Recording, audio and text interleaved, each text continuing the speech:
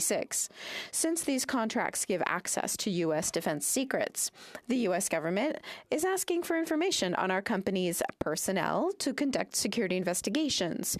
We have to be careful to avoid losing this privilege. I would like to take this opportunity to tell you about other ideas that emerged during our work at the committee.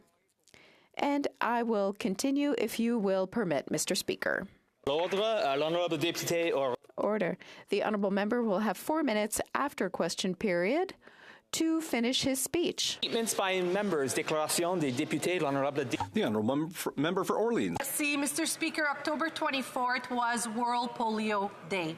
As a Rotarian and a proud member of the Orleans Rotary Club, I want to acknowledge the vital work Rotary clubs across Canada and internationally are doing to raise awareness of the importance of polio vaccination to protect every child from this devastating disease. It's a day to celebrate the many parents, professionals, and volunteers whose contribution make polio eradication achievable. And yesterday I also had the privilege of welcoming on the Hill 9 members of the Orleans Youth Council. Their passion and insights were truly inspiring, shaping engaging conversations that offer valuable perspectives. They shared with me their heartfelt preoccupation regarding the conflict in the Middle East. It surely reinforced my belief in the power of youth engagement and reaffirmed our dedication to empowering them as not only the leaders of tomorrow, but the leaders of today. Merci, Monsieur le Président. The honourable member for Stormont, Dundas, South Glengarry. Mr. Speaker, it is with great pride that I rise today to celebrate the 75th anniversary of the Optimist Club of Cornwall. 75 years is not just a number. It is a testament to their longevity, their hard work, and dedication to our community. And I've had the pleasure to see it all firsthand.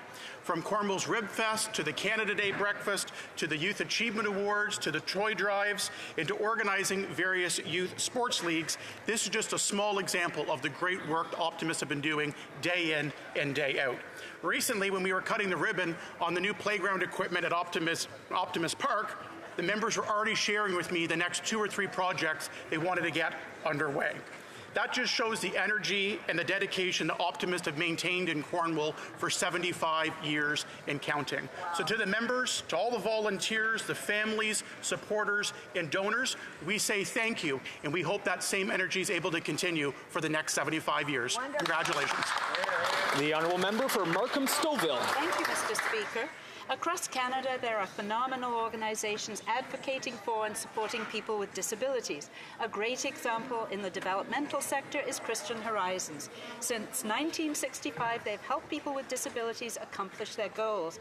I became familiar with their work as Ontario's Minister of Community and Social Services and met their CEO, Janet Noel-Adabale. They recently changed their name to Caris Disability Services. This new name will help people know that everyone belongs. Caris is one of many exceptional organizations in Canada's developmental sector, making a difference in people's lives. For decades, the sector has been advocating for a disability benefit to provide people with disabilities with greater financial security. Our government took action. In June, the Canada Disability Benefit Act received royal assent. We're working with the sector to co-design the benefit, and I'm hopeful it will make an important difference in the communities these extraordinary organizations serve. Thank you, Mr. Speaker.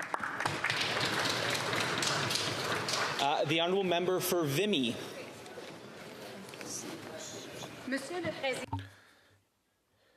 Mr. Speaker, the agriculture and agri-food sector is a major economic force for Canada, employing 2.3 million people.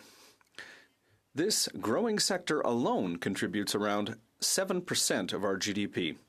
One Montreal-based company, Alimé Ouimet Cordon Bleu,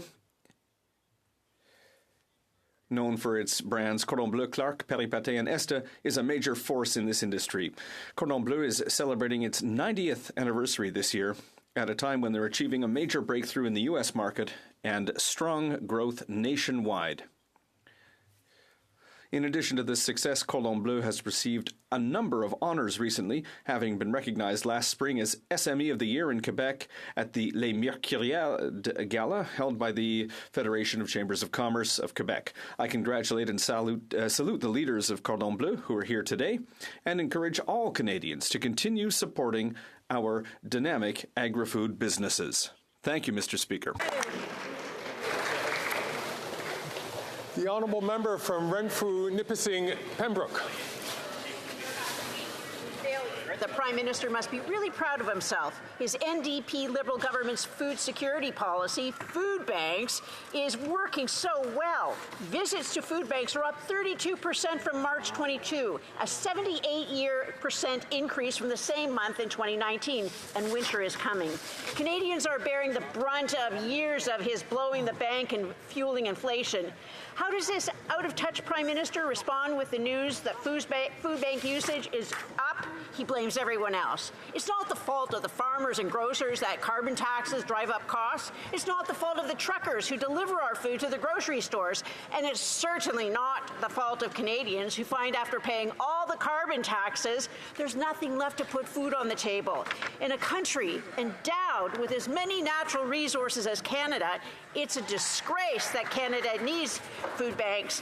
The need for food banks is soaring. This Prime Minister is just not worth the cost.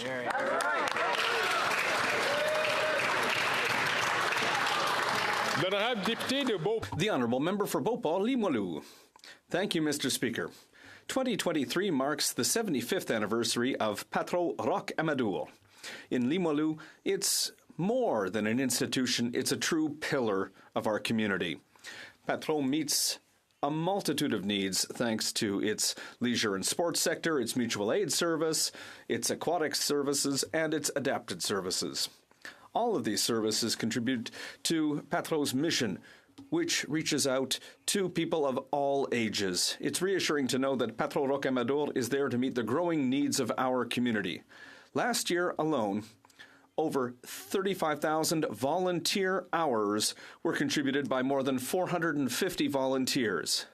And these are all people who are pillars of our community. I salute the exceptional work of our tireless General Manager, Clément Lemieux. Congratulations on 75 years, and we wish you at least 75 more.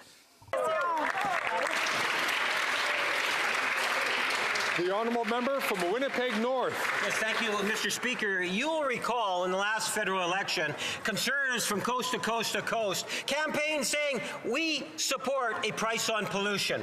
New shiny elected leader of the Conservative Party, and the big flip-flop occurred. Fast forward today, Mr. Speaker. Today we hear the Conservative Party doubling down. The Canada Infrastructure Bank, they say, is a bad idea. Talk about being reckless, Mr. Speaker. Talk about taking a risk with Canadians. Do you know there's over 46 projects today? We're talking about an investment of close to $28 billion. Two-thirds of that almost is through private or non-government of Canada funding, Mr. Speaker. They're putting at risk jobs. They're putting at risk good green jobs, Mr. Speaker. The future of many of our municipalities. My question to the leader of the Conservative Party, will he do the honourable thing and take another flip-flop and support the Canada Infrastructure Bank?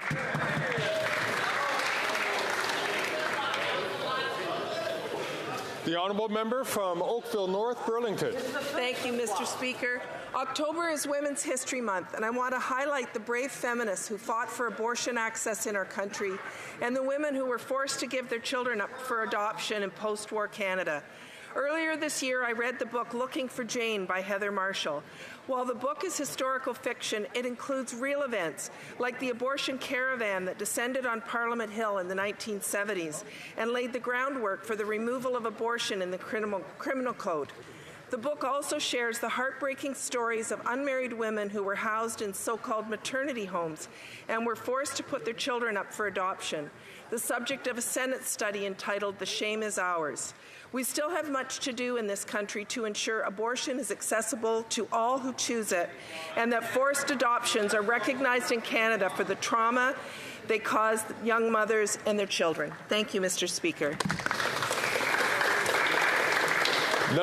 The Honourable Member for Lévis-Lotbinière.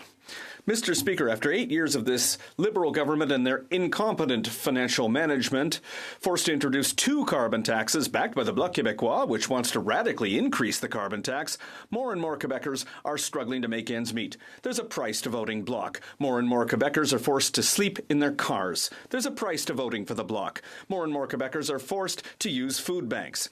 There's a price to voting for the Bloc. More and more Quebecers are forced to make difficult choices so that they can pay their mortgage at the end of the month. There's a price to voting for the Bloc. More and more Quebecers have been affected by inflation over the last 4 months, and the Bloc has supported the Liberal government twice on increasing the carbon tax. Don't let the Bloc pull the wool over your eyes. Be concerned about the Bloc Québécois. They refuse to hear the RCMP commissioner at the Ethics Committee. They're voting again with the Liberal NDP coalition on that. Quebecers want a chance to choose a new prime minister, but the Bloc is blocking the return of common sense.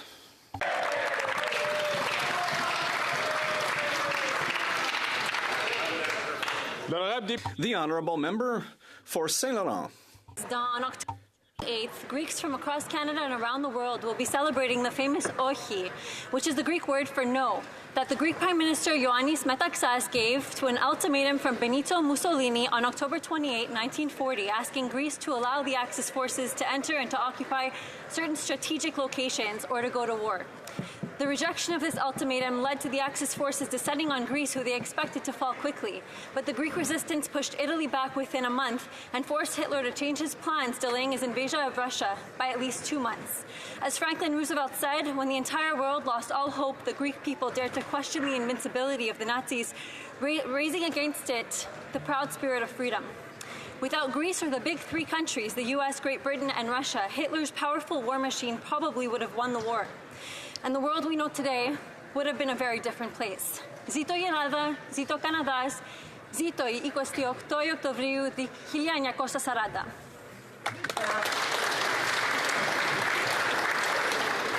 The Honourable Member from Prince George, Peace River, Northern Rockies. Thank you, Mr. Speaker. Carbon tax is causing the affordability issue in Yukon. First, the NDP Liberal government wanted to triple the carbon tax. Then they said that's not enough and brought in a second carbon tax. Both of these carbon taxes will increase 14 cents to 61 cents a litre, all supported by the Liberal MP for Yukon. Now, his NDP Liberal government will quadruple the carbon tax.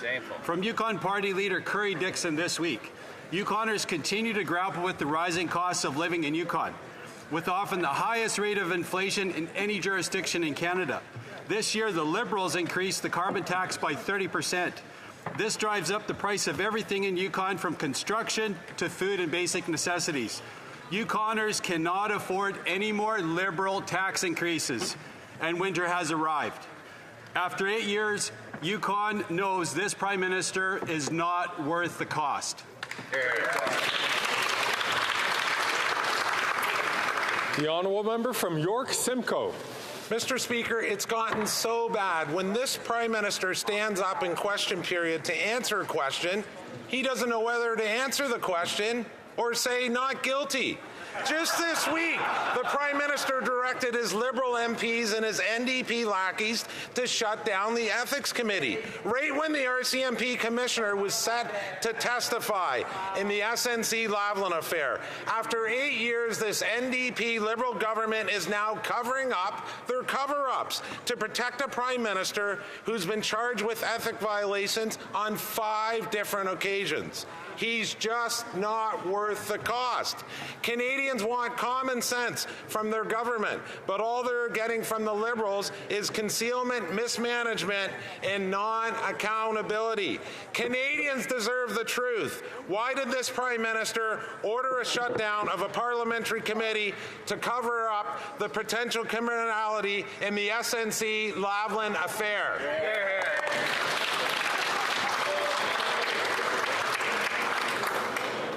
The Honourable Member from Winnipeg South Centre. Mr. Speaker, I rise to bring attention to a clause close to my heart: the challenges faced by Canadians affected by Parkinson's disease. A few weeks ago, we lost my Uncle Robert, my dad's brother, after a 20-year-long courageous battle with this awful disease. I saw firsthand the toll it took on both him and our family. Canada has one of the highest rates of Parkinson's in the world. Every day, 30 more individuals receive the devastating diagnosis, and within a decade, that number is expected to become 50. Parkinson's is relentless, and with no known cure or disease-modifying therapies, proper support and services are critical. By ensuring tax credits and benefits are available, by making Canada a leader in access to the best medicines, and by ensuring that there are appropriate specialists to provide well-rounded Parkinson's-informed care, we can improve the lives of those impacted. This is not just a matter of health care, Mr. Speaker. It's a matter of compassion. Thank you to all of those who continue to advocate for this important cause.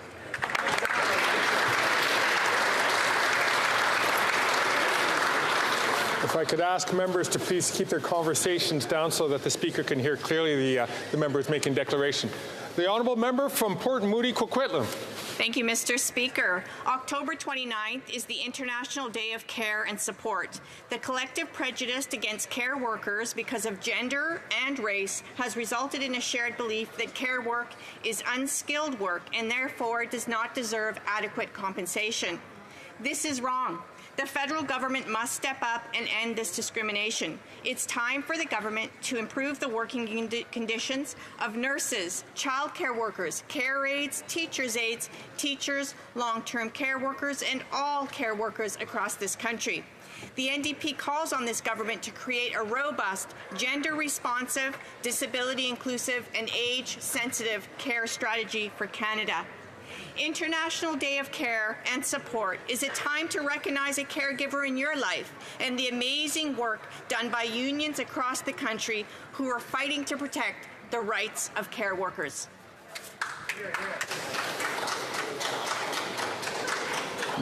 The Honourable Member for Terrebonne. Monsieur le Président, octubre es el mes de la herencia latinoamericana. Le mois de... October is Latin American Heritage Month. We're already at the end of the month, and as the first woman elected to the House of Commons of Peruvian origin, I'd like to highlight the enormous contribution of this community to Quebec's society. Latin Americans are the second largest ethno-linguistic group of immigrant origin in Quebec, and my proud Peruvian mother is one of them. I grew up alongside a resilient, determined, and perseverant mother, and these are qualities that I attribute to the community as a whole and which contribute to their evolution and integration over the years in Quebec. The undeniable contribution of Latin Americans to our social fabric and culture, as well as their entrepreneurial spirit, enriches Quebec and contributes to its growth. I can't help but be proud to be both a Quebecer and of Peruvian origin, and underline the important contribution that the community makes to society. Latinoamericana.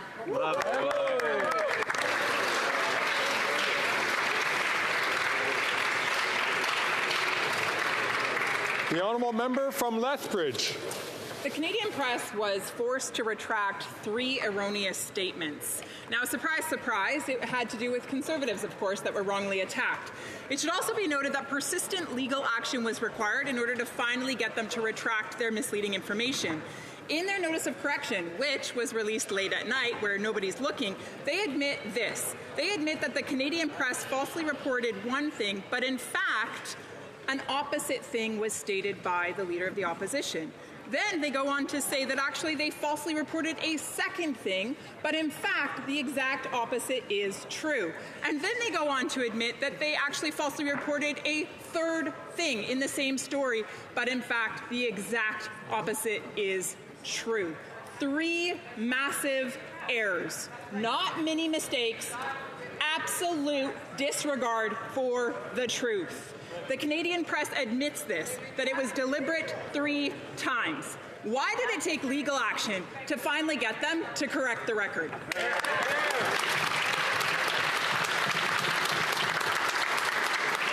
The Honourable Member from Cape Breton, Canso. Thank you, Mr. Speaker. Our government tabled Bill C-49 to unlock massive green energy investments in places like my riding of Cape Breton, Canso. The private sector is positioned to invest...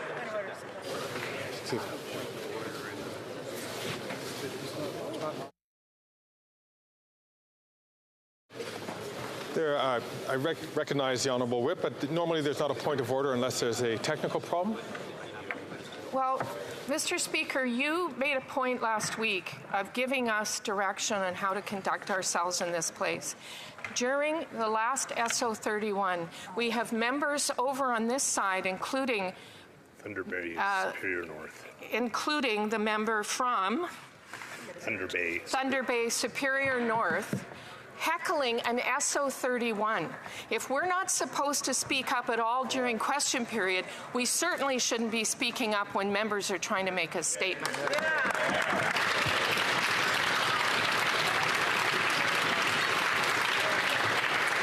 I thank the member for raising this issue. As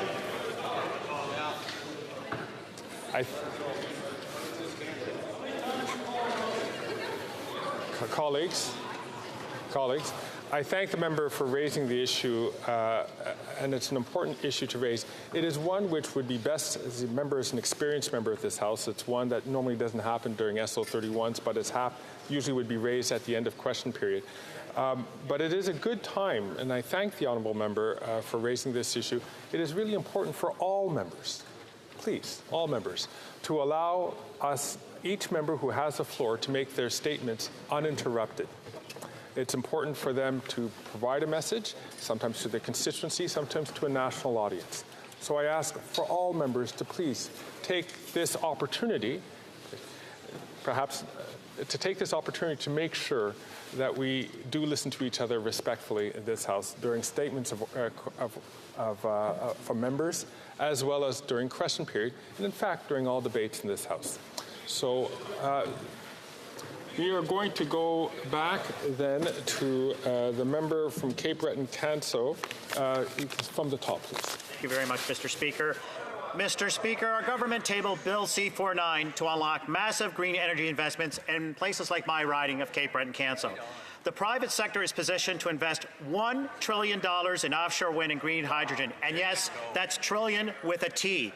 And our government believes that Atlantic Canadians deserve their fair share. So why are the Conservatives voting against the Atlantic Accord amendments when $1 trillion is on the line? We should all be working together here with industry leaders, with fishers, with Indigenous communities like Member 2 to start our green energy future now. Instead, this opposition is voting against a generation's worth of economic opportunities for Nova Scotia, all because a win for the Atlantic doesn't go well in their campaign strategy. These Conservatives are trying to score a political hit, but with our future at stake, Mr. Speaker, Canadians are the ones that are taking the punch. Mr. Speaker, this is another example of why they're risky and absolutely reckless.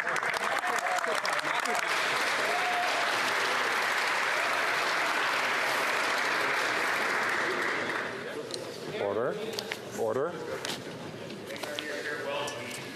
Questions orales, oral questions. The honourable member from Thornhill.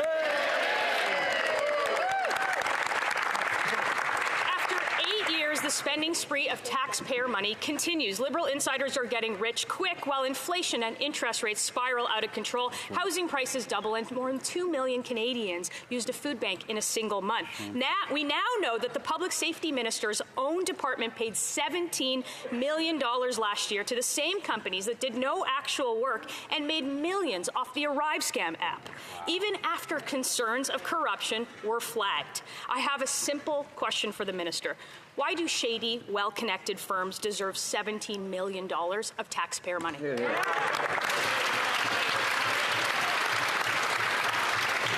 The Honourable Minister of Justice.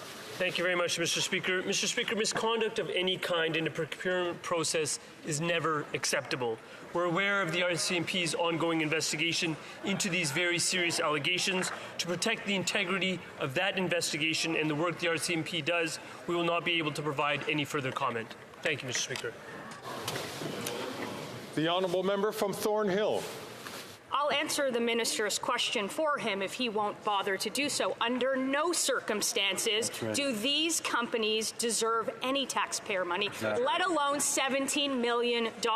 They're being investigated by the RCMP. They did no work for the government, and nobody seems to be able to understand how they got the contract. $17 million for these guys, food banks for 2 million Canadians. That's what you get with 8 years of these guys. How does anyone over there defend this scandal?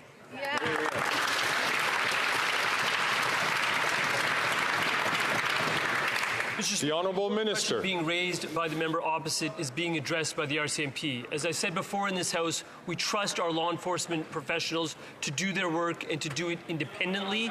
We will not be participating or commenting on their investigation. We know that it has been referred to them, and our professionals in our law enforcement system will do the work necessary to come to a conclusion. Thank you. The honourable member from Thornhill. Mr. Speaker, they are certainly keeping law enforcement busy in this country. $17 million to insiders, and Canadians are still going hungry. Almost 2 million people went to a food bank in a single month. That is the highest number ever recorded. But instead, Liberals are worried about helping their well-connected friends. They are not worth the cost, and they are certainly not worth the corruption. So when will these Liberals and their NDP enablers stop helping insiders get rich and start helping Canadians put food on their table and keep a roof over their heads?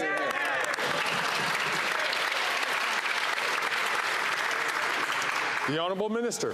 Mr. Speaker, while I'm impressed the Conservatives are finally talking about supporting some of Canada's most vulnerable, it's unfortunate that their record doesn't stand up to the scrutiny. Mr. Speaker, I was in Kelowna yesterday to announce $31.5 million to build more homes in that community. The Conservatives plan to cut the fund that is actually putting that money into Kelowna. During the pandemic, Mr. Speaker, we continued to invest so families could keep food on the table, where their leader called it big fat government programs. Canadians would be forgiven if they ask, what are the Conservatives going to cut in order to achieve their goals? Is it going to be money for housing? Is it going to be money for low-income families? We'll make the investments necessary to support Canadians in need. The honourable member for Charlesbourg-Haute-Saint-Charles. Mr. Speaker, the media reports that 1 in 10 Quebecers has used a food bank every month. That's more than 870,000 people in 2023, Mr. Speaker.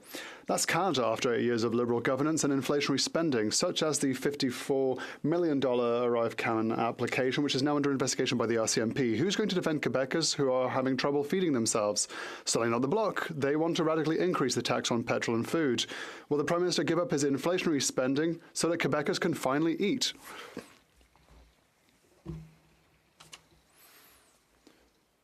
The Honourable Minister for Justice. Thank you very much for the question, Mr. Speaker. As I highlighted at the beginning of this afternoon, unacceptable behaviour in a procurement process is unacceptable by nature. We are aware that the RCMP is investigating the matter. They are investigating allegations. To protect the integrity of this investigation, we won't make any other comment. Thank you. The Honourable Member for Charlesbourg-Haute-Saint-Charles. Another big problem, Mr. Speaker. A NANOS survey reveals that 28% of mortgage holders in Quebec will have to renew their contract within the next year and a half. Of these, 79% say they are concerned about this imminent renewal. Over a third of Quebecers cite rising interest rates as the main reason for their financial worries. After 8 years under this Prime Minister, Quebecers fear they could find themselves on the street. Will the Prime Minister finally stop wasting taxpayers' money in order to curb inflation and rising interest rates? The Honourable Minister. You know what Quebecers fear, Mr. Speaker? They fear Conservatives, because Conservatives think of cuts. They go to bed thinking about cuts and they wake up thinking of austerity. Quebecers are afraid of cuts for seniors, for housing, for healthcare, for childcare. There's nothing more spooky than the Conservatives, Mr. Speaker. The Honourable Member for La Prairie. Mr. Speaker, Radio-Canada has learned that the federal government is considering reviewing its immigration thresholds in 2026 because of the housing crisis.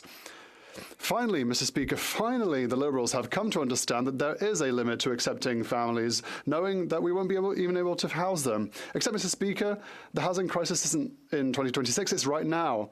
And the Liberals are going to increase thresholds in 2024 and 2025. Will the government finally be responsible and re-examine its thresholds starting in 2024? The Honourable Minister. Mr. Speaker, it's possible to welcome new arrivals and build housing at the same time. I have good news for my colleagues. We have signed an agreement with the province of Quebec to build housing units in Quebec.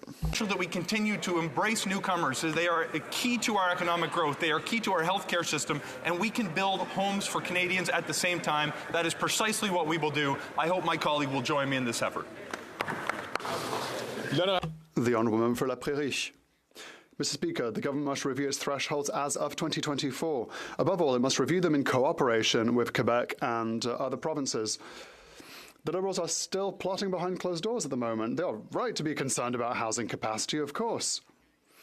But they have, for healthcare, education, franchisation, transport, infrastructure, that's a provincial matter, a Quebec matter. Will the government ask provinces and consult them and adjust its thresholds in consequence? The Honourable Minister for Immigration.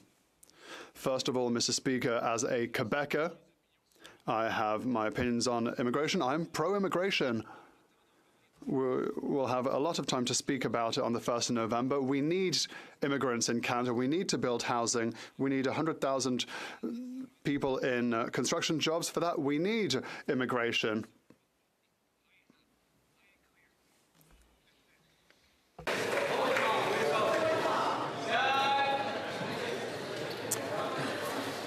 L'honorable député d'Edmonton Strathcona.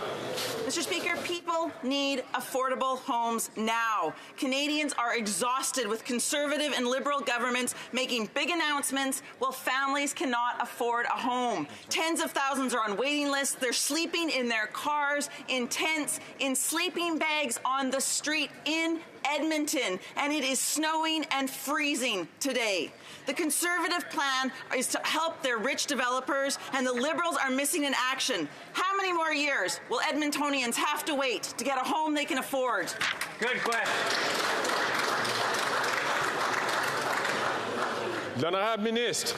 Mr. Speaker, I thank the honourable member for her concern for some of Canada's most vulnerables, but I'm happy to inform her that we have been working for a number of years to build more homes to support them. In fact, we have doubled funding through the Reaching Home program to support some of Canada's most vulnerables. We've recently removed the GST on new apartments, and we've seen thousands of new homes that are coming online as a result. I was recently in Western Canada to make an announcement to change the way that cities are going to build homes. We are going to pull every lever at our disposal to build more homes faster for Canadians, including to provide supports to some of the country's most vulnerable people. Hear, hear.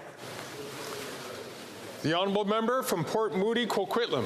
Mr. Speaker, the minister keeps talking about solutions that aren't going to happen for this winter. As my colleague from Edmonton said, the people are already sleeping out on the street. Students are sleeping in tents, couch surfing, or living in overcrowded conditions because they can't find affordable housing. It's beyond unacceptable. The lack of affordable rental options for students in BC is leaving them vulnerable to exploitation and homelessness today.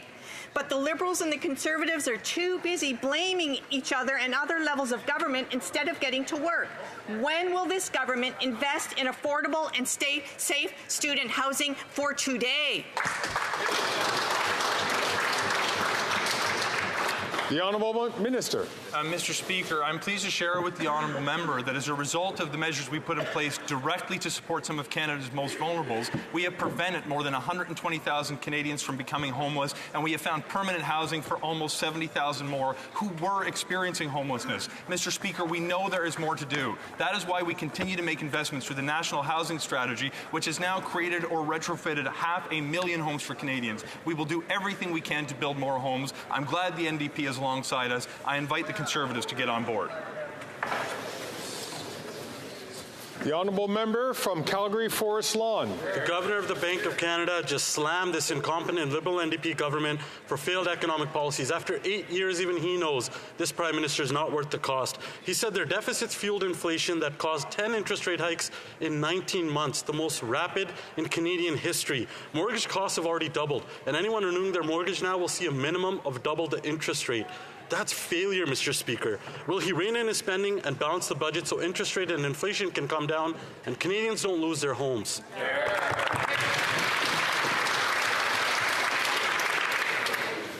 The Honourable Parliamentary Secretary. Mr. Speaker, our government is laser focused on ensuring inflation can stabilize and interest rates can come down. We're doing it with a fiscally responsible plan, one that's seen inflation come down from its peak at 8.1% in June of 2022. It's also a pillar that our AAA credit rating has been reaffirmed. The Conservative leaders' plan is to fire the Bank of Canada governor and attack the independence of our institutions. How is that on earth? How is that going to impact and help Canadians? Once again, I'd like to ask honourable members to please keep their voices down while the other members are responding, people who have the floor. And who has the floor right now is a member from Calgary Forest Lawn. If responsible is adding more debt than every government before them combined, I'd hate to see what the Prime Minister on a bender looks like. Robert Asselin, former Liberal advisor to the Prime Minister, admitted today at Finance Committee Liberal NDP spending is working against the Bank of Canada. Even the Governor of the Bank of Canada said government spending is making his job harder and is not helpful. While this Prime Minister has a tiff with the Bank Governor, Canadians and their homes are caught in the crossfire. After 8 years, he's not worth the cost. Will he finally rein in the spending so interest rates and inflation can come down and Canadians don't have to lose their homes?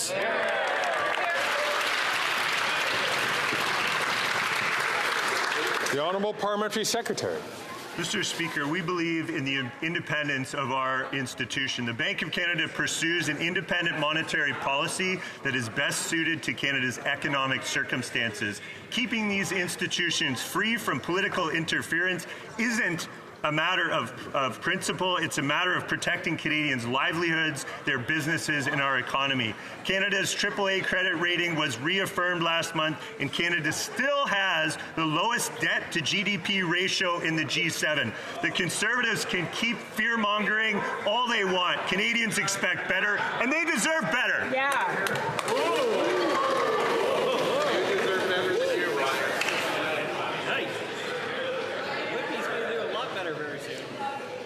Colleagues, I'm sure we'll all want to hear the question from the member from Calgary Heritage. The honourable member from Calgary Heritage. 8 long years of this costly coalition's carbon tax and inflationary deficits. Record food bank usage right across this country. In the past year, the Calgary Food Bank saw demand surge by 32%. Wow. Its highest increase on record. Canadians go hungry. NDP Liberals get rich. When will this Prime Minister axe his failed carbon tax and admit he's not worth the cost?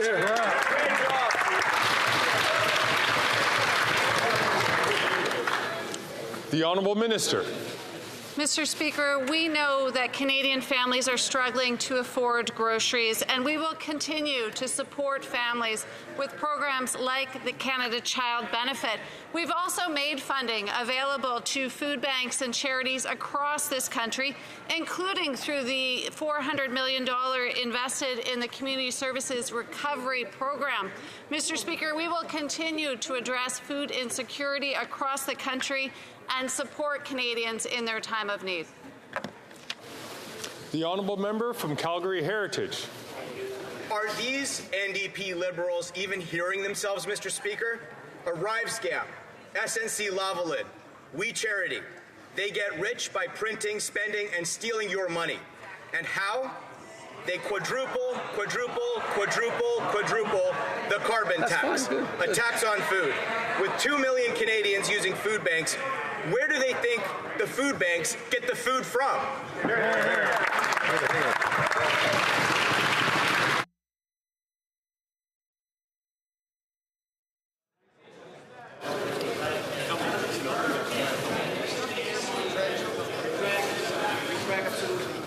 I do ask members to please be mindful of the language which they employ to making sure that there are not disruptive statements in the House. The Honourable Minister. Mr. Speaker, we value the role that farmers play in this country providing food for our tables. But what's interesting, Mr. Speaker, and if we want to talk about making sure that life is affordable for Albertans and Canadians for the long term, where is that member of Parliament from the Conservative Party? Where are his 29 colleagues when it comes to protecting and preserving the Canada Pension Plan? I can tell you where they are, Mr. Speaker, simply not on the job. Now we have the Ontario Finance Minister concerned about this. We're going to have a special meeting over this. Albertans want to stay in the CPP. Where are the Conservative MPs? Silent and absent on the job.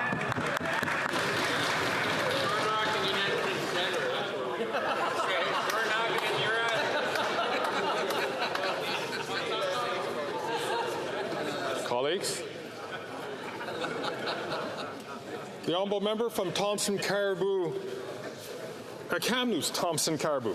Mr. Speaker, after 8 years of this costly coalition, we hear things like this from the Vancouver Food Bank. Quote, "We see parents who are skipping meals so their children can eat. We see people who haven't eaten in days. We see seniors who haven't had produce in months," end quote. In my hometown of Kamloops, Mr. Speaker, 225 children per week are getting community food support 3 times a day. When will this NDP Liberal government wake up and recognize that they are sending Canadians to the food bank in unprecedented numbers?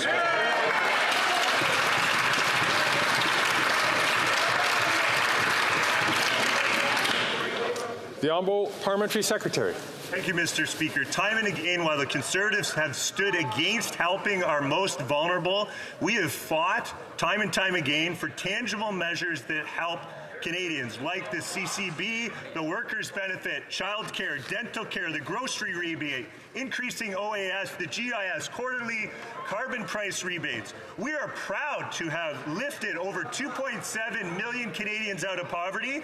That's 2.7 million more Canadians that would be joining food bank lines if the Conservatives had their way. That's right.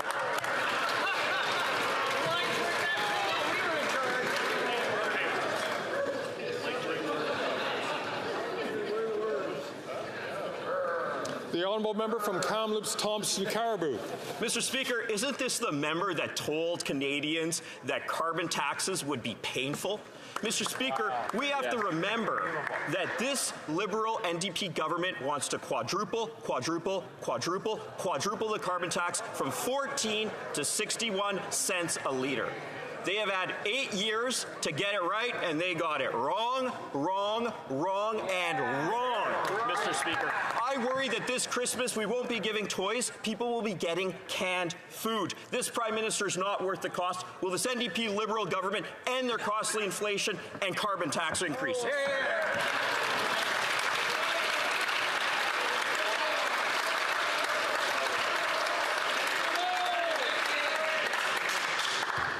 The Honourable Parliamentary Secretary. Mr. Speaker, I think Canadians are wising up to the fact that the Conservatives would cut programs for some of the most vulnerable Canadians in our communities. Our government has put in place that have lifted almost 500,000 kids out of poverty, that have reduced child care fees by 50%, saving families hundreds of dollars per month, to name just 2. Canadians also know that the Conservatives won't step up to fight climate change, would reverse course, make pollution free again, drive up emissions with reckless abandon. So let me ask the Conservatives a question. When will these slash and burn Conservatives realize that their reckless behavior puts the future of Canadian families and our planet at risk?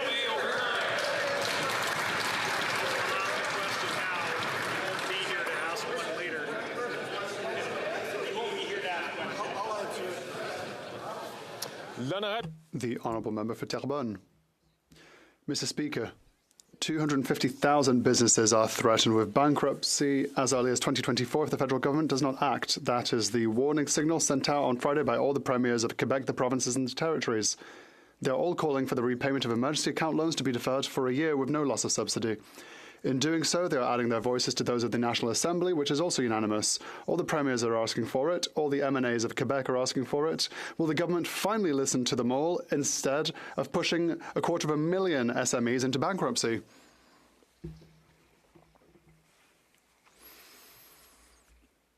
The Honourable Minister. Mr. Speaker, thank you to my colleague for her question. Our government understands that small businesses are still trying to recover from the pandemic, and that is the reason for which we recently announced an extension by 1 year of the reimbursement. We've also announced more flexibility and more time to access to loans. This is added to increases we have brought to the Canada Childcare Benefit, so that childcare can be at $10 a day, which has allowed more women to enter into business. The Honourable Member for Terrebonne. Mr. Speaker, the government is simply out of touch with the plight of entrepreneurs. And that is probably because no matter how much it talks to them, it does not listen. It is handing over all the problems with emergency account loans to the financial institutions of our country. It does not examine SME files on a case-by-case basis as it does during tax season. It is not making payment arrangements. It is leaving businesses alone to deal with their concerns. The first step of the government wants to help them is dialogue. Will it open a direct communication channel with SMEs that want to talk about the emergency account?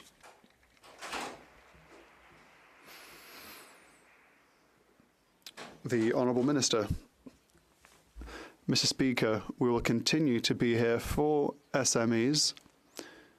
To them, we have granted a 1-year extension from last year to this year. For those who have asked for more assistance, we offer them more flexibility. We give them more time to have access to loans. We've also extended the reimbursement deadline by 1 year. I would like to thank my honourable bloc colleagues who continue to share great ideas and comments to support SMEs. The Honourable Member for Abitibi-Témiscamingue. Mr. Speaker, 18 days during the festive period, but 250,000 businesses are going bankrupt, and not only is this government offering them deferred payment, it is even unable to commit to talking to them directly. That's not being financially responsible. That's not what being flexible is about. That's not what it means to deliver for Quebecers either, because it is our economy that has the most SMEs. It is here in Quebec that entrepreneurs are worried. It is our world that Liberals are abandoning. Mr. Speaker, no government in the world would let 250,000 businesses close without doing anything. When will the government finally act?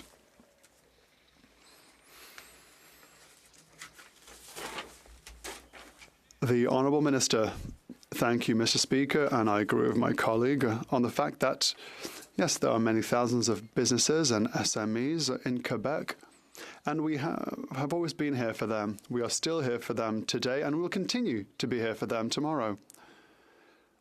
The measures that we have implemented are flexible, they are responsible, and they will accompany businesses so that they may reimburse their loans. Mr. Speaker, we will continue to help businesses in Quebec as we do every single day.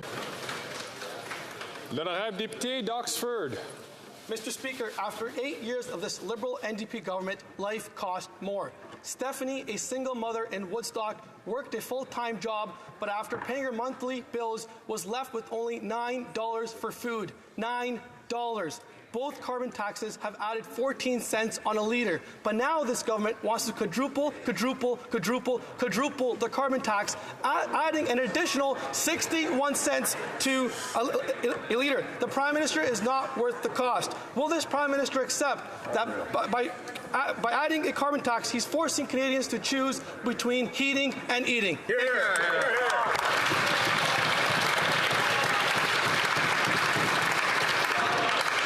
L'honorable Ministre. Mr. Speaker, we understand that the Conservatives aren't strong with numbers, but let's put some facts on the table, Mr. Speaker.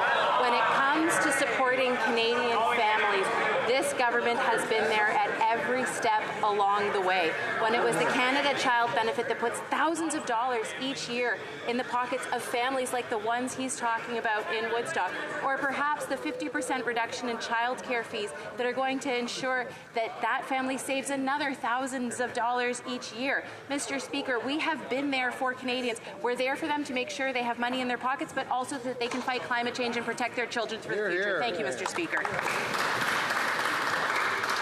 The honourable member from Lambton, from Lambton, Kent, Middlesex. Speaker, first the NDP Liberals wanted to triple the carbon tax.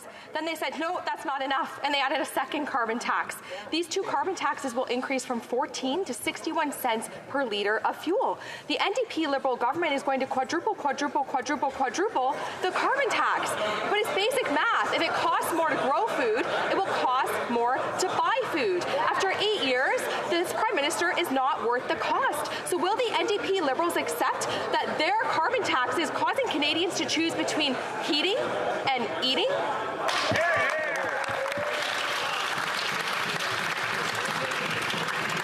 Again, I'm going to ask all members, please, to listen quietly to the question which is being put by the member who has the floor, as well as to the answers by the member who has the floor to respond. The Honourable Minister.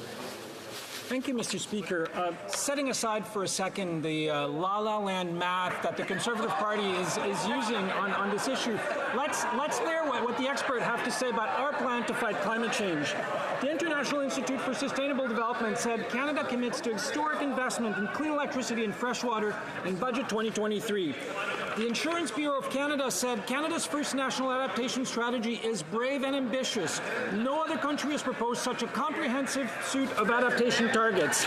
Environmental Defense said new data released by the government demonstrate the climate policy has delivered real greenhouse gas emissions reduction, bringing Canada one step closer to our target.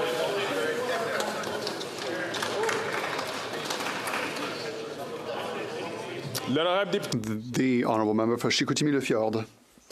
Mr. Speaker, after 8 years of this government, 1 Quebecer in 10 has to resort to food banks every single month. In my riding, Moisson-Saguenay-Lac-Saint-Jean, a food bank saw a 58% increase over the previous year. At a time when our citizens can no longer feed themselves because of inflation and high taxes, the Bloc is now siding with the Liberals on Carbon Tax 2.0, which applies to Quebec.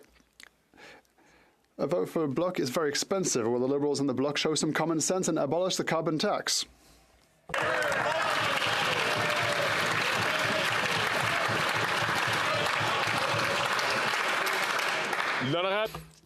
The Honourable Minister for the Environment. Thank you, Mr. Speaker. The member from Bellechasse-les-Chemin-Lévis was in a provincial government that fought for carbon pricing. On top of that, the member for Portneuf-Jacques-Cartier was part of this government, Mr. Speaker. The member for Mégantic-l'Érable, the member for Louis Saint-Laurent, who I respect a lot, publicly vouched for a carbon tax. And now they have a leader who is ideologically against fighting climate change and carbon pricing. Now they change their opinion. It's unacceptable. It's immoral, Mr. Speaker.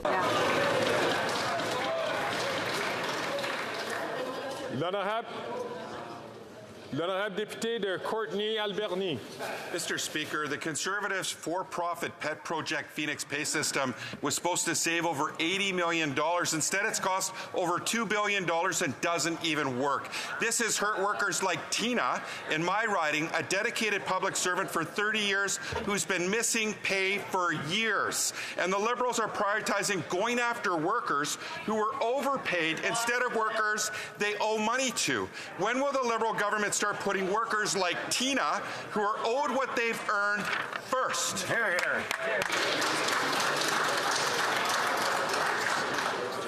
L'honorable ministre. The Honourable Minister. All public servants are entitled to their pay and their benefits, and our government will always stand up for their rights to receive their benefits and their pay.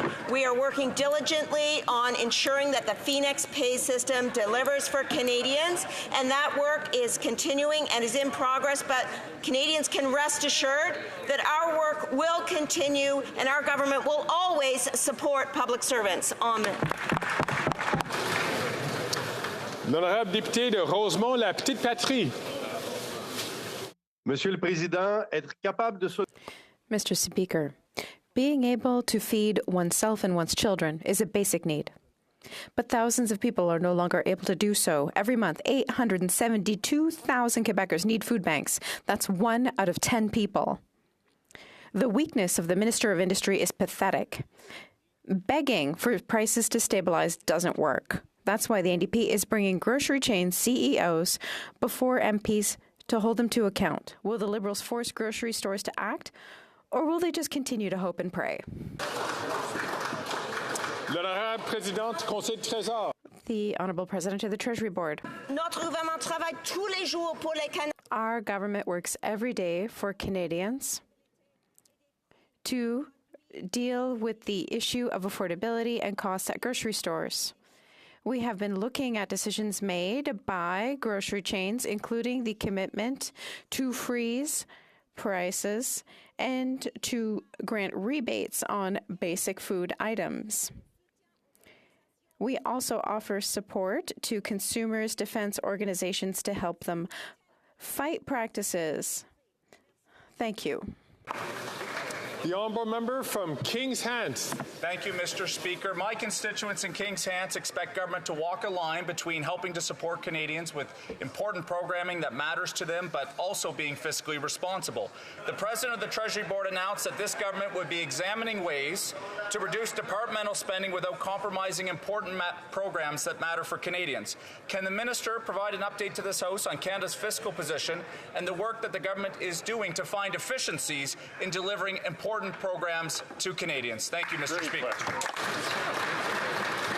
The Honourable President of the Treasury Board. Mr. Speaker, I thank my honourable colleague who represents the town in which I was born.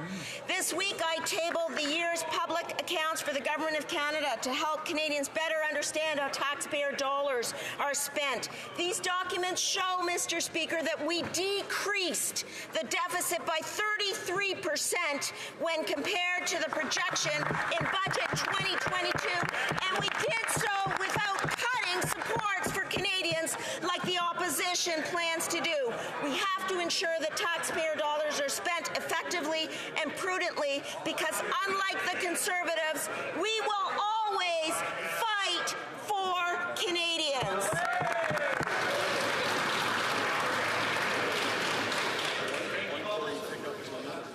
The honourable member from St. Albert, Edmonton. Mr. Speaker, after 8 years, this NDP Liberal government isn't worth the cost or the corruption. The RCMP criminal investigation into the Prime Minister's wrongdoing during the SNC Lavalin scandal was thwarted after the Prime Minister hid behind Cabinet confidence and refused to turn over documents. On Monday, he doubled down on his cover-up, ordering NDP and Liberal MPs to block the Commissioner of the RCMP from testifying about his obstruction. A simple question: what does the Prime Minister have to hide? Hear, hear, hear.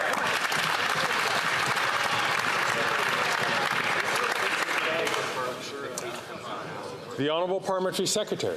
Mr. Speaker, I find it ironic that the Conservatives would actually use an issue that was settled years ago and reconfirmed that the RCMP the Commissioner has stated, quote, that he was very comfortable with the decision being made. But, Mr. Speaker, while speaking about committee, I find it ironic that the Conservatives are trying to use a closed case to block the investigation of 5 Conservative members on a lavish trip to London paid for by individuals who want to ensure that pollution is free again.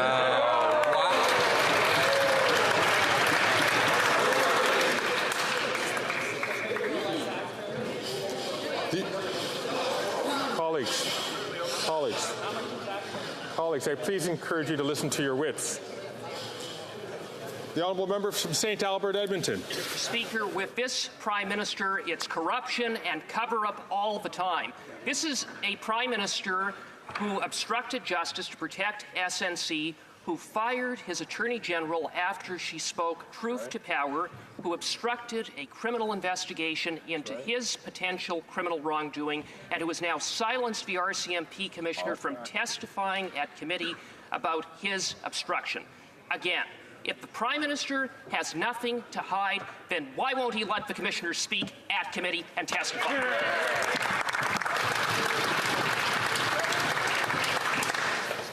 The Honourable Parliamentary Secretary. Mr. Speaker, the fact remains Conservatives had 26 opportunities to bring in the RCMP and bring forward a motion. But what I find interesting is, why are the Conservatives hiding the investigation or the study that members would like to have in regards to their lavish travel to London by lobbyists who would like to make pollution free again?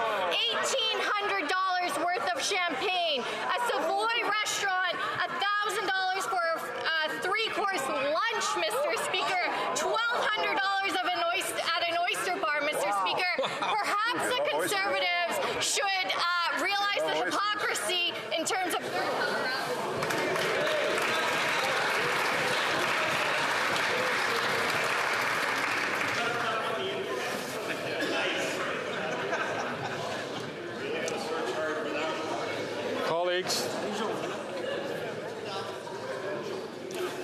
Colleagues, you can see how this works. when one side starts getting excited, then the other side start getting excited, and it just gets a little worse. We need to exercise a lot of self-restraint in listening to the questions as well as listening to the answers. The Honourable Member for Mégantic-L'Érable. Mr. Speaker, the RCMP Commissioner appeared on Monday, ready at the request of the Ethics Committee to talk about the investigation into the SNC-Lavalin affair. The Commissioner was muzzled. Why? Because the Liberal NDP coalition and even the Bloc Québécois all voted to end the meeting. And you know what? Before testimony and before questions, it's costly to vote for the Bloc. It's preventing us from shedding light on another Liberal scandal. After 8 years, why is the Prime Minister still so afraid of the truth?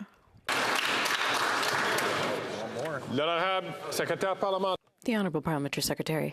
The Champagne Conservatives should take a long, hard look in the mirror when they are using a situation that the Commissioner himself has said is closed in a way to obstruct committee from looking into the spending of a lavish trip for 5 Conservative members paid for by lobbyists who want to make pollution free again.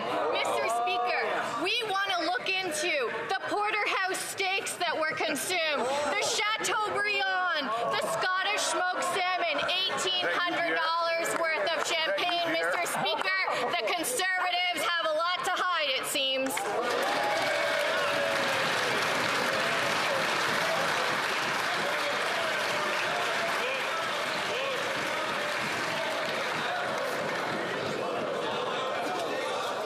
Order.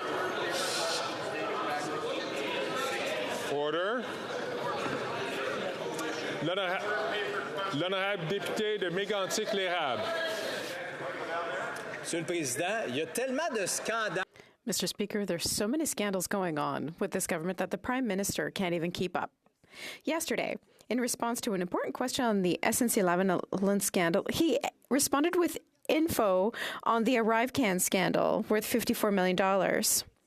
After 8 years of scandal, ethical breaches, and division by this Liberal government, why should Canadians continue to trust a government which paid a 2-person firm, GC Strategies, $11 million to develop the ArriveCan application when this company didn't even have the computer skills to do it?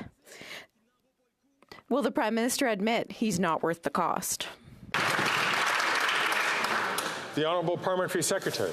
Mr. Speaker, it seems the Conservatives are trying to pivot once again from the fact that these Champagne Conservatives are trying to obstruct committee from looking into lobbyists paying for a lavish trip to London, England for 5 Conservative members while they dined on an $1,200 oyster bar, $1,000 for a 3-course lunch, Mr. Speaker. The Conservatives seem to want to distract and hide from the scandals coming from their champagne taste. You'll get invited next time.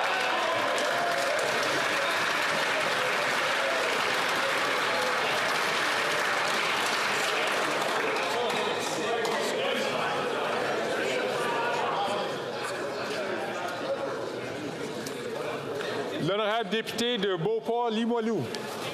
Monsieur le Président, quand quelque Mr. Speaker, when something is not broken, it's better not to try and fix it. But that's exactly what the federal government did when it entrusted public servants' health insurance to Canada Life. 4 months later, people are getting their medication reimbursed. They're being denied claims for care that's covered. They're being treated like numbers at customer service. That's why the union is talking about people being hospitalized because they can't pay for their care. It's another Phoenix-style fiasco. What's the minister doing to force Canada Life to act?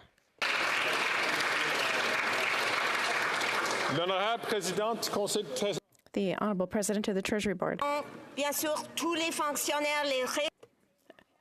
Of course, every public servant should be treated like a person and offered support to access their benefits.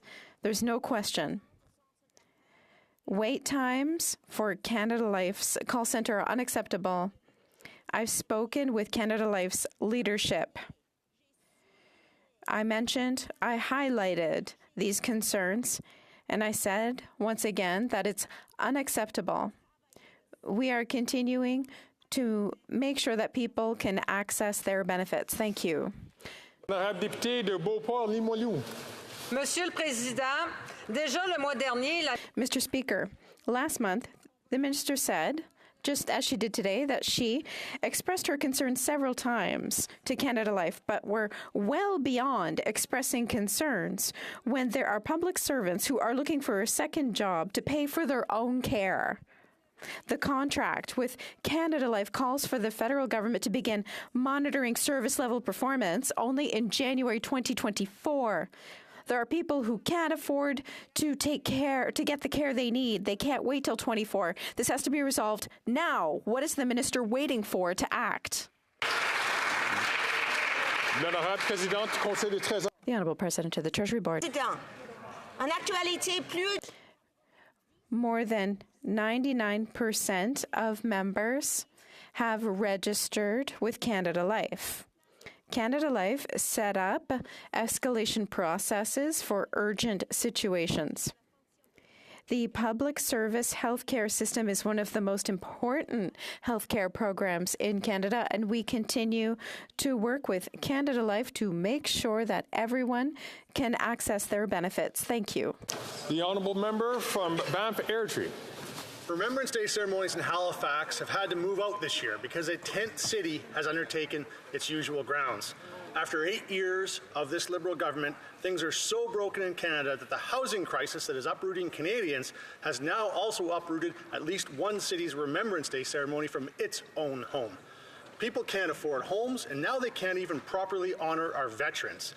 Will this Prime Minister finally admit that after 8 years, he has no plan to fix what he's broken and that he's just not worth the cost? L'honorable ministre. Mr. Speaker, one of the reasons that we're dealing with such extraordinary housing challenges, including those that are impacting the country's most vulnerable, is that successive governments for decades made no effort to invest in affordable housing. For the entire decade the Honourable Member's party was in power, they did nothing to build housing for low-income Canadians. In fact, Mr. Speaker, we've changed that over the last number of years. Specifically to address homelessness, which is a crisis for those experiencing it, we doubled support through the Reaching Home program. That member voted against it, so I cannot accept criticisms from him was he does everything to get in the way of the supports that would help the very people that form the subject of his question. The honourable member from King Vaughan. Mr. Speaker, Fred, a senior, wrote to me and the minister concerned about the cost of everyday items.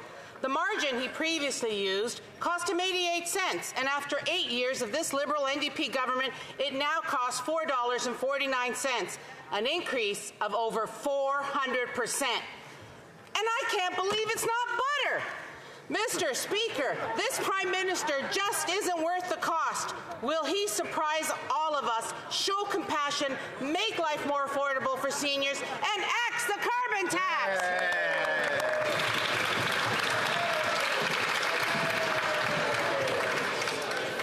The Honourable Minister. Mr. Speaker, one of the things that seniors rely upon is the CPP, and the Leader of the Opposition claimed yesterday that the Conservatives have always defended the CPP. But he opposed our government's improvements to the CPP. He called the CPP an increased burden of government. In fact, one of his very first speeches as an MP was an attack on the CPP. He said, and I quote, "If I could invest the premiums I'm forced to pay into the CPP myself, I'd get a much higher rate of return," end quote. In what? Bitcoin. No wonder it took him a month to answer Conservative attacks on the CPP, Mr. Speaker.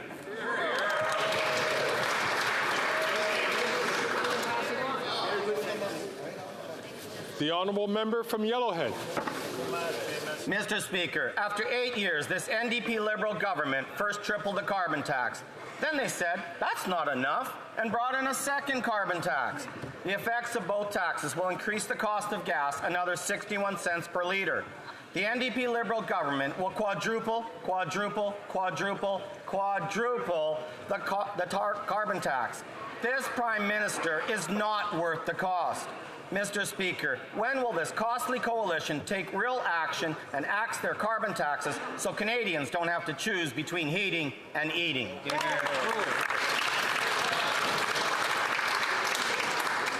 The Honourable Minister. Mr. Speaker, I thank the Honourable Member for the question, and I can tell you what is flooding my inbox right now, Mr. Speaker, is anxiety among seniors and young people who are all paying into the CPP with the express anxiety that that CPP will be there for them in their retirement, Mr. Speaker, and that Member of Parliament and his 29 Conservative colleagues have a responsibility to respond to 94% of Albertans who want Canada Pension Plan secured. Their reckless approach is simply not worth the risk. L'honorable député de Madawaska-Restigouche. Monsieur le Président, le gouvernement a passé les dernières années. Mr. Speaker, the government spent years repaying damage caused by Conservative cuts to the Canada Coast Guard. Cuts that our communities have not forgotten. Can the Minister of Fisheries, Oceans, and the Canadian Coast Guard provide an update on our recent investments into this life-saving institution? L'honorable Ministre. The Honourable Minister. Président, on se souvient tous des... We all remember the 9 years under Harper when the Conservatives closed Canada Coast Guard stations. Unforgivable and irresponsible. I recently announced the construction of the first ever hybrid Coast Guard vessel at Chantier-Forillon. The choice could not be clearer between a party that makes cuts and a government that invests. I know who I would trust to pull me out of the water.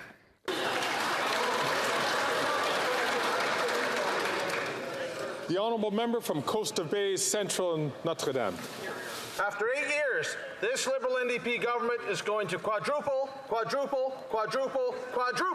carbon tax. Higher fuel tax caused higher food prices. As a result, there's a 78% increase in food bank usage since before the pandemic in Newfoundland and Labrador. A heartbreaking 1/3 of these are children.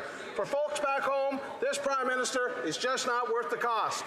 Will the NDP Liberal coalition accept that their carbon tax is making Canadians choose between food and heat?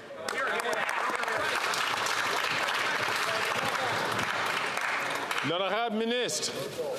Mr. Speaker, I want to talk for a second again about the CPP because, you know, as a new MP, the Leader of the Opposition claimed he could get a much higher return than the CPP Investment Board. So I invite him to drop off his resume at 1 Queen Street East in Toronto and pitch them his ideas on crypto. Mr. Speaker, I am glad that the Leader of the Opposition finally listened to Canadians, said something that his Conservative colleagues attacked. The CPP. On this side of the House, we have put more money into the pockets of seniors. We have returned the age of retirement to 65, and we will always defend the CPP. Thank you. The Honourable Member from South Shore St. Margaret's. They may think they do that, but they voted 24 times to increase the price of everything on everyone. Good point. This Liberal NDP government's plan to triple the carbon taxes on Nova Scotia apparently isn't hurting enough. After 8 years, they now plan to quadruple carbon taxes on Nova Scotians. It's an NDP Liberal quadruple whammy. The destruction of powerful paychecks and carbon taxes have destroyed the dreams of home ownership. This Prime Minister is not worth the cost. Will the Liberals admit their carbon taxes are making Canadians choose between heating, eating, and owning a home? Let's get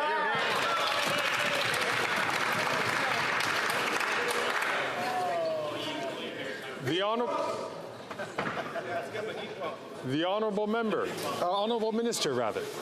Mr. Speaker, it's absolutely clear when it comes to supporting the people in our home province of Nova Scotia, the solutions lie on this side of the House. Hear, hear. I remember attending a ceremony in that member's riding when we shared details of a $300 million project that's going to be creating jobs at the Michelin Plan in his riding. Mr. Speaker, from the time I arrived in this House, we have been advancing measures that are putting more money in the pockets of our constituents in Nova Scotia. We ended the practice of sending childcare checks to millionaires to put more money in the pockets of ordinary people. We continue to advance measures to protect seniors' pensions, and now we're putting measures on the table that are going to build more homes at prices that ordinary people can afford. That member and his caucus colleagues vote against it every single time.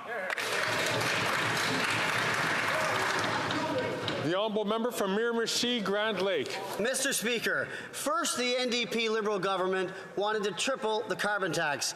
Then they said that's not enough, and they brought in a second carbon tax that will add 61 cents per litre to gasoline back home. The NDP Liberal government will quadruple the carbon tax. This Prime Minister is not worth the cost.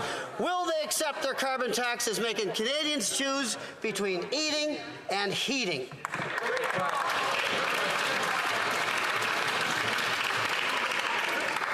L'honorable ministre de l'Environnement. The Honourable Minister for the Environment. I think what Canadian wants is to be part of a 21st century planet that is livable for everyone, and when people can have good-paying jobs. Just so happened, Mr. Speaker, that the International Energy Agency published a latest report 2 days ago, which shows that global oil consumption will peak in 2025. Global emissions will peak this year, Mr. Speaker, and that investment in clean technologies have doubled in the last 10 years. This is where the future lies. This is where we're working to bring Canada and Canadians. Unfortunately, the Conservatives are standing in the way. The honourable member from Cloverdale, Langley City. Thank you, Mr. Speaker. Mr. Speaker, farmers and ranchers in Western Canada have been rocked by natural disasters over the past few years, and this year was no different. From floods and hail to drought and fires, Western Canadian producers have faced a number of challenges this growing season and need support. These men and women grow and produce our food. They're forward-thinking and innovative leaders in our communities. While the Conservatives continue to deny and ignore the realities of climate change, can our minister please update this House on how the government is supporting Western Canadian farmers and ranchers through these challenging times? Thank you. The Honourable Minister. Mr. Speaker, I thank my honourable colleague from Cloverdale, Langley City, for his question. There's no doubt over the last few years has been tough on Western Canadian farmers. And being a farmer myself, I know bad years can have a negative effect on the bottom line and your mental health. Last week, we announced $219 million of federal funding to support our Western Canadian farmers with costs related to drought conditions and wildfires. Mr. Speaker, we have and will continue to make sure we stand with our Canadian farmers and ranchers. Thank you, Mr. Speaker. L'honorable député de Skeena, Bulkley Valley. Mr. Speaker, last week, a British member of Parliament who traveled to Canada was detained 3 times and interrogated by Air Canada personnel. He said he was told it was because his name was Mohammed. Now, sadly, this is reflective of the travel experiences of far too many racialized people. Air Canada says that they followed every single protocol. Is this true? And if not, what is the minister doing to ensure this never happens to anyone ever again?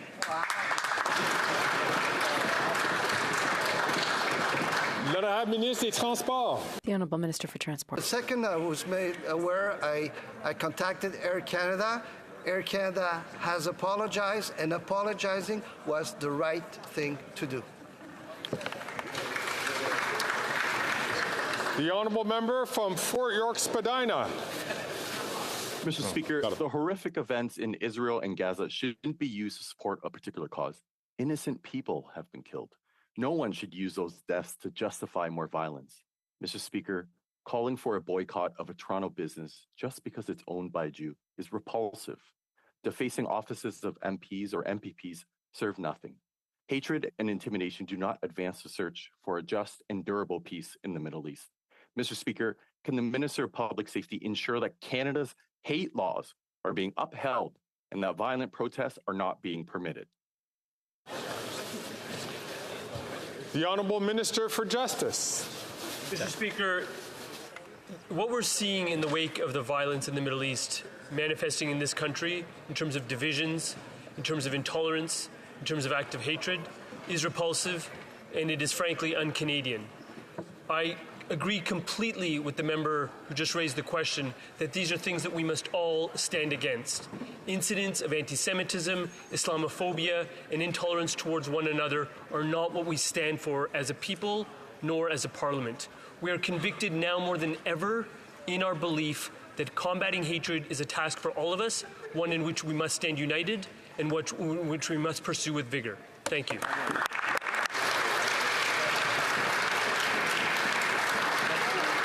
Et ceci met fin à la période. And that brings question period to an end. 3:18 p.m. The House will now proceed to the taking of the deferred recorded division on a motion to concur in the third report of the Standing Committee on Transport, Infrastructure and Communities. Call in the members.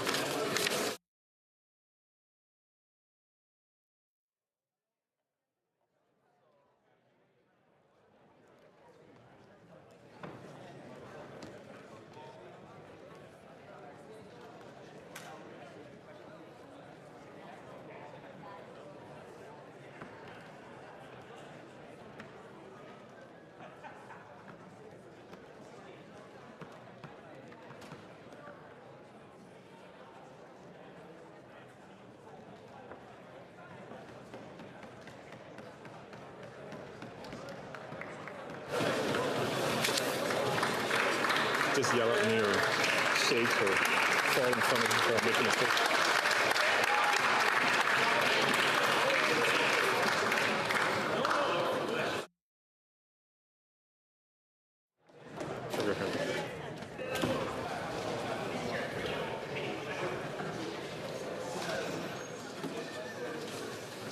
The questions is as follows. Mr. Genuis, seconded by Mr. McLean, moved that on the third report of the Standing Committee on Transport, Infrastructure and Communities, presented on Monday, May 2nd, 2022, be concurred in. The 10-minute period for members voting electronically has started, and the House will now proceed to the vote for members participating in person. All those in favor of the motion will please rise. Scheer. Mr. Scheer. Mr. Schmale. Mr. Schmale. Mr. Ellis. Mr. Ellis. Mr. Kimmich. Mr. Kimmich. Mr. Perkins. Mr. Perkins. Mr. Dentel. Monsieur Deltel. Mrs. Stubbs. Mrs. Stubbs. Ms. Lewis Haldeman Norfolk. Ms. Lewis Haldeman Norfolk. Mrs. Gray. Mrs. Gray. Mr. Barlow. Mr. Barlow. Mr. Kelly. Mr. Kelly.